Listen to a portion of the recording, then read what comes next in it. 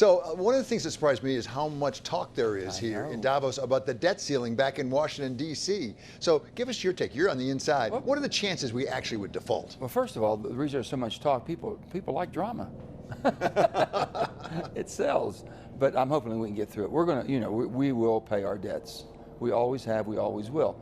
How Messi is going to getting from point A to point B, we don't know yet. But I'd like to see, really, truly, a coalition of a bipartisan, bicameral, Democrats and Republicans, putting a group together that says we're going to look at all the trust funds to find out where the deficiencies, when they're going to be insolvent, and what we can do to prevent that.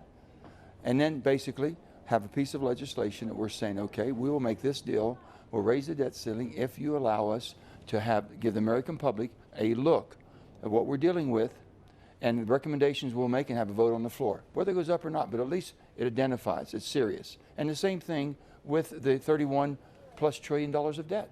So that sounds a little bit like some commissions we've seen in the past, like on base closings and on Social Security. Where are you on that? Are you starting to put that together? Are there real prospects of it? I'm just throwing it out to make people. My dear friend Mitt Romney has been working on the Trust Act. I joined him on that. I think it's tremendous to identify that we've got Social Security, Medicare, we got the Highway Trust. Think about the Highway Trust with all electric vehicles and no gasoline tax. What are you going to do? How are you going to fund the highways and infrastructure and bridges? No one's talking about that. This is, oh, we just want EVs, put them out there. We're not charging any mileage.